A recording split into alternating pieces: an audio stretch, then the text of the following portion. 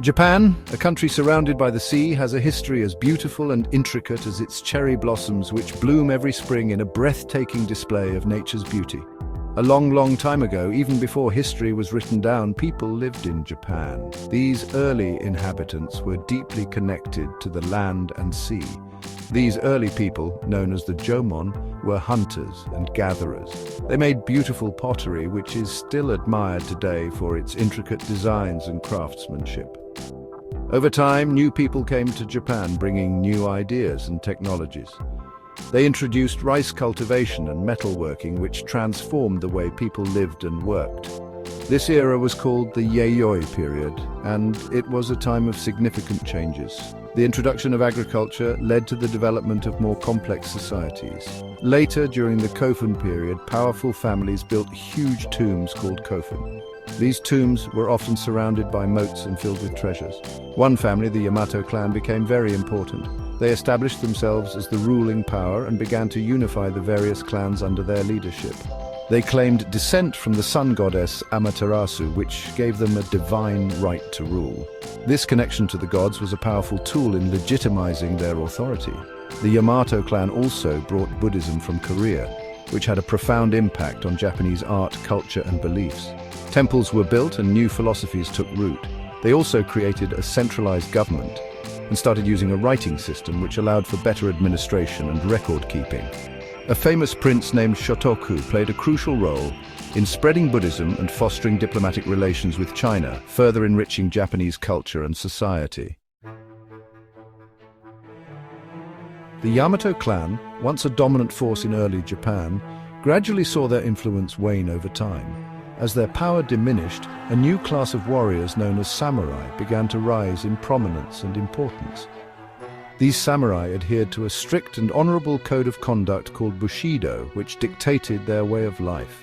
Central to Bushido were the values of loyalty and bravery, which were held in the highest regard by the samurai. During the Heian period, which was a time of cultural flourishing, art and literature became incredibly popular and influential. The imperial court, despite its declining political power, was deeply invested in the arts, particularly poetry, calligraphy, and elaborate rituals. One of the most famous literary works from this period is The Tale of Genji, which many consider to be the world's first novel.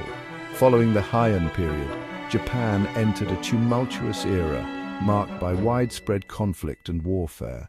This era, known as the Sengoku period or the Warring States period, was characterized by constant battles and power struggles. During this time, three powerful leaders emerged: Oda Nobunaga, Toyotomi Hideyoshi, and Tokugawa Ieyasu. Nobunaga began the process of unification, Hideyoshi nearly completed it, and finally Ieyasu succeeded in bringing lasting peace to Japan. He established a new government known as the Tokugawa Shogunate, which would rule Japan for over 2 centuries.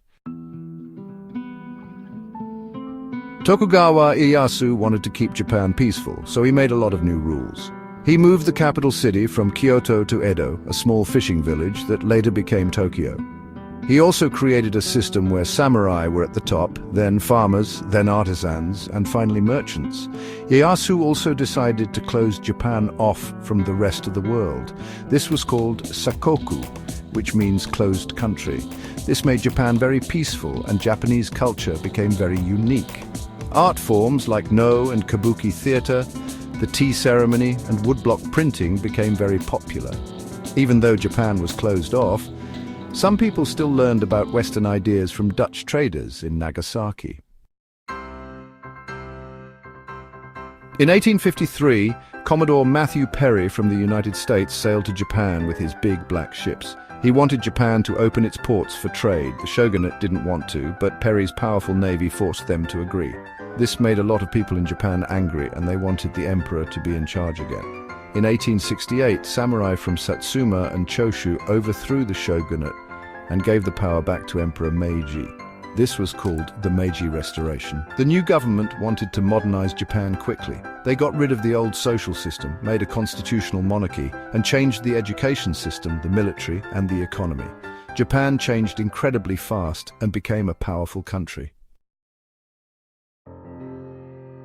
Japan's new power made it want more land and resources to fuel its growing ambitions.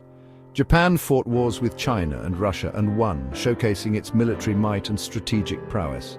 This made Japan a very powerful country in East Asia, expanding its influence and territory significantly.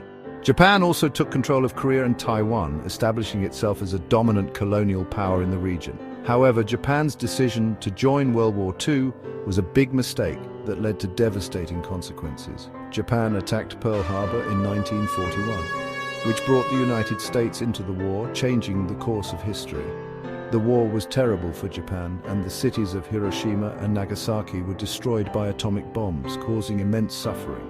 After the war, Japan changed again, embarking on a path of recovery and transformation. It adopted a new constitution that valued peace and democracy, marking a significant shift in its national identity. Japan worked hard to rebuild and became a world leader in technology and manufacturing, showcasing its resilience and innovation. Even with some tough times like the earthquake and tsunami in 2011, Japan is still a very important country in the world, known for its strength and perseverance.